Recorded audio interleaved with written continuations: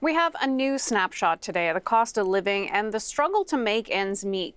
A new rental report highlights just how tough it is for people making minimum wage to afford a place to live in many cities. Let's get those details from the CBC's Scott Peterson.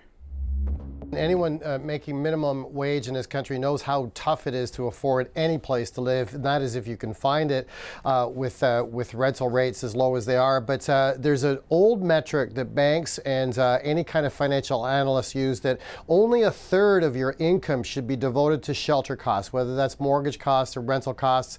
And depending on what the minimum wage is, that it means that a lot of more expensive cities, if not most cities in Canada, are beyond the means of people making minimum wage to be able to afford basically a place to live. This is a new report out from the Canadian Centre for Policy Alternatives, for example. And for example, if you make $3,000 a month, for example, according to this 30% formula, you can only afford to pay out $1,000. And that's a metric used by banks and financial analysts going back about 40 years. But let's get into the numbers as far as what this means for people making minimum wage out there. That means that 93% of all neighborhoods in this study are unaffordable for those making minimum wages. The end result here is a minimum wage earner can only afford a 2-bedroom apartment in 21 neighborhoods across Canada out of about 800 that were studied in regards to this report. And now a rental wage, to look at the specifics on this, to afford a 1-bedroom apartment in Ontario, for example,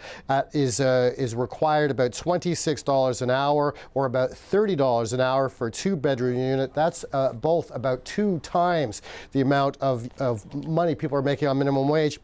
And a minimum wage in Ontario, for example, is $15.50. And that's one and amongst the highest in the country. Now, results are similar in BC and Alberta, while Quebec and Newfoundland and Labrador have the smallest gaps between the rental and the minimum wages. Toronto and Vancouver, according to this study, are priced out of the market for a lot of people looking to rent. And so what that means is, as a result of this, a lot of people are not able to live in the cities that they work in. And yes, there's a lot of new Canadians continuing to come in, according to the Canadian Centre for Policy Alternatives, and it means that they're going to have to either suffer huge commute times to get to places where they want to earn a living versus where they can afford to live. And this affects pretty much everything, Chris, that we've been talking about, from being able to afford a home to be able to afford food for your family. And this is why we're seeing a lot of people going into more and more debt for month after month. And here's a real prime indication of why that's happening.